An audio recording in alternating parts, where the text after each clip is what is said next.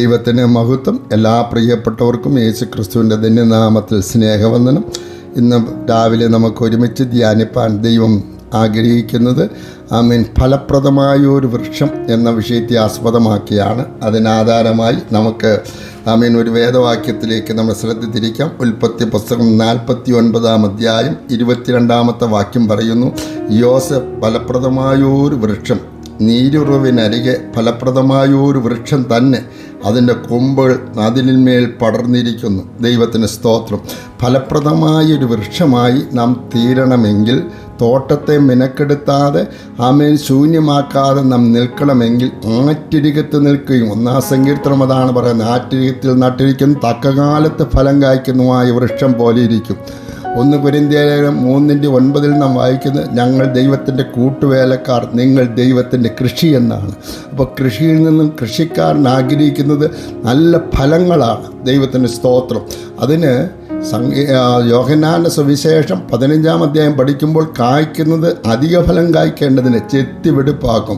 നമ്മുടെ ജീവിതത്തിൽ ചില പരിശോധനകൾ, ചില കാര്യങ്ങളൊക്കെ ഉണ്ടാകുന്നത് നമ്മിൽ നിന്ന് ദൈവം ആഗ്രഹിക്കുന്ന അധിക ഫലം കായ്ക്കണമെന്നാണ്. ദൈവത്തിന് സ്തോത്രം. കാരണം അധിക ഫലം, നമ്മിൽ ഫലമില്ലെങ്കിൽ നാം ശ്രദ്ധിക്കണം. അതിൻ്റെ 23 വാക്യം പറയുന്നു, വില്ലാളികൾ അവനെ വിഷമിപ്പിച്ചു, അവർ എയ്തു, അവനോട് പൊരുതു, അവൻ്റെ വില്ല് ഉറപ്പോടെ നിന്നു, അവൻ്റെ ഭുജം യാക്കോബിൻ്റെ വല്ലഭൻ്റെ കയ്യാൽ ബലപ്പെട്ടു. നമുക്കെതിരെ വലിയ പോരുകളുണ്ട്, കഷ്ടങ്ങളുണ്ട്, എതിർപ്പുകളുണ്ട്. എന്നാൽ അതിന് ജയിക്കണമെങ്കിൽ ദൈവത്താൽ നാം ശക്തിപ്പെടേണ്ടതുണ്ട്. അതിനാണ് എഫേസ്യ ലേഖനം 6:10 വാക്യം പറയുന്നു, ഒടുവിൽ കർത്താവിലും അവൻ്റെ അമിത ബലത്തിലും ശക്തിപ്പെടുവിനെന്ന്. വലിയ പ്രതിസന്ധികൾ നമ്മുടെ മുമ്പിലുണ്ട്. അതിൽ നാം തളർന്നു പോകാതിരിക്കണമെങ്കിൽ നാം ദൈവസന്നിധിയിൽ ശക്തിപ്പെട്ടേ മതിയാകത്തുള്ളൂ. നമ്മിൽ നിന്ന് ദൈവം ആഗ്രഹിക്കുന്ന ഫലങ്ങൾ ശരിയായിട്ട് നടക്കണമെങ്കിൽ, ഉത്തമഗീതം 4:13 നാം വായിക്കുന്നത്, തക്കകാലത്ത് ഫലം കായ്ക്കണമെങ്കിൽ കെട്ടി അടയ്ക്കപ്പെട്ട ഒരു തോട്ടമായിരിക്കണം.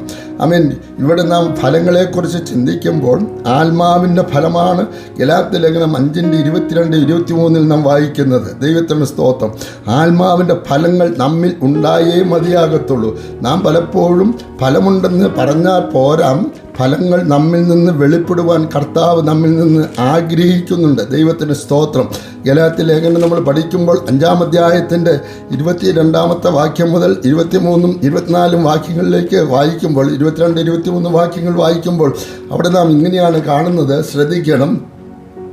ദൈവത്തിന് സ്തോത്രം. വളരെ ആത്മാവിൻ്റെ ഫലമോ സ്നേഹം, സന്തോഷം, സമാധാനം, ദീർഘക്ഷമ, പരോപകാരം, ദയ, പരോപകാരം, വിശ്വസ്തത, സൗമ്യത, ഇന്ദ്രിയ ജയം, ഈ വകയ്ക്ക് വിരോധമായി ഒന്നുമില്ല. വാസ്തവത്തിൽ ആത്മാവിൻ്റെ ഫലങ്ങൾ നമ്മിൽ നിന്ന് പുറപ്പെടാറുണ്ടോ? നാം ഓരോ ദിവസവും ചിന്തിക്കണം.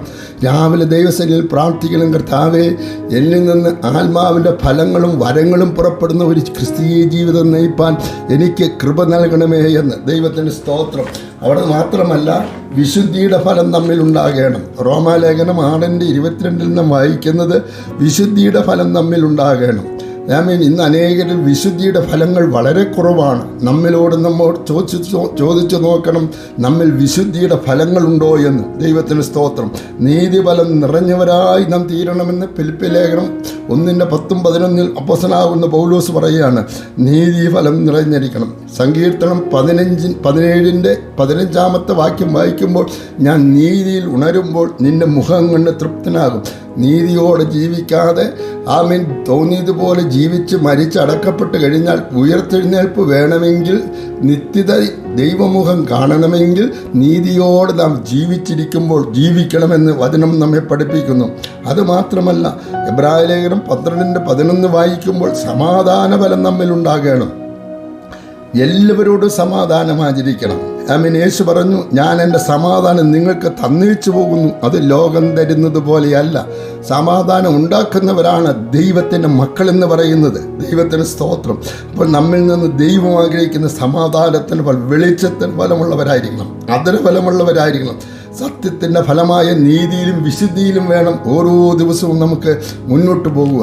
അതുകൊണ്ട് ഈ ദിവസങ്ങളിൽ നീതിബലം നിറഞ്ഞവരായി, സമാധാന ബലം നിറഞ്ഞവരായി, വിശുദ്ധിയുടെ ബലം നിറഞ്ഞവരായി, ആത്മാവിൻ്റെ ഫലം നിറഞ്ഞവരായി, ആമേൻ, അധരബലം നിറഞ്ഞവരായി, സത്യത്തിൻ്റെ ഫലം നിറഞ്ഞവരായി ഓരോ ദിവസവും ജീവിപ്പാൻ ദൈവാത്മാവ് നമുക്ക് കൃപ നൽകട്ടെ. അങ്ങനെ ഫലപ്രദമായൊരു വൃക്ഷമായി ദൈവസഭയാൻ തോട്ടത്തിൽ നിൽക്കുവാൻ ദൈവം നമുക്കെല്ലാവർക്കും കൃപ നൽകട്ടെ. നമുക്കൊരു വാക്ക് പ്രാർത്ഥിക്കാം. ഞങ്ങളുടെ ദൈവമേ, സ്വർഗീയ പിതാവേ, യേശുവിൻ്റെ നാമത്തിൽ ഞങ്ങൾ ഒരുമിച്ച് പ്രാർത്ഥിക്കുന്നു.